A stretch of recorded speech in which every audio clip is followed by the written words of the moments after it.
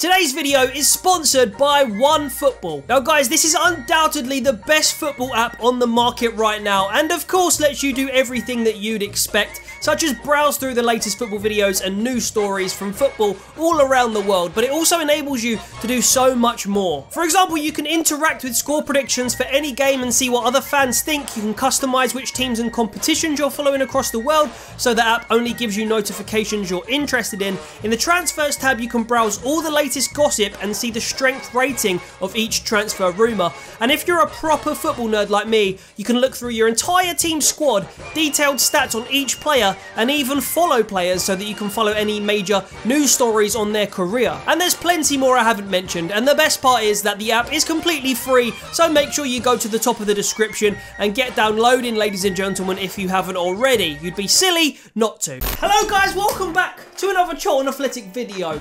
Now, you may have noticed that this is not titled Charlton Weekly episode 8 or whatever number we were on. Either way, it didn't actually mathematically add up to the amount of weeks that we've actually had in the season, and that kind of plays into the reason why I've changed the name of it. But before we get into that, and I will sort of do a little sort of update kind of thing, let's talk about a certain game that happened last night. It was against Burton Albion, away, very, very tough fixture against a side that have just been relegated from the Championship, and we managed to win 2-1. The goals came from Carlton Grant from the penalty spot, and I was going to say our captain, but I think actually Chris Solly played, so he wasn't our captain. Our vice captain, however, I believe, Jason Pearce, and what a way, well, really an ugly way to win a football match. Lee Bowyer was very accurate in his post-match comments where he said there's plenty of games that we've outplayed teams, played better than teams, deserved more points than we've ended up with, and basically we haven't. And this was an example of the complete opposite. Burton played probably better than us, but we took our chances when they mattered, and we managed to, I think, register our 4th consecutive win in the league. Now guys, quick disclaimer, I know a lot of you lot have been waiting for vlogs and stuff this season. I know it hasn't been as regular as last season. I did actually go to the Swansea Checker Trade Trophy game at the Valley. I vlogged it with Risha, first vlog with Risha of the season, and I just looked through the footage. We lost 1-0. The crowd was really small, and I just thought this isn't really worth uploading, so that's why that didn't come out. However guys, there is a big fixture on the horizon, I'm telling you. It's away at Fratton Park. We are going to be playing Portsmouth. Last season, I filmed this for a Valley Pass vlog, and it was honestly the best away day of my life in terms of a Charlton match. Obviously, I've been to an England game at a major tournament, and that was up there. But certainly for a Charlton game, it was probably the best away experience I've ever had, and I'm hoping for the same. They are actually leading the table at the moment, Portsmouth, so it's going to be huge. If we can beat Portsmouth at their place, I will in my head be like, okay, Charlton can actually, or we do have the potential to be an automatic promotion qualifier this season. So stay posted for that, it's coming very soon. In the meantime though, this will be the kind of thing that I'm going to be uploading in regards to Charlton. I feel like I just repeat myself every time I do a Charlton video, but I do work for the club now, and so I cannot vlog home games, otherwise I would have been doing it, simple as.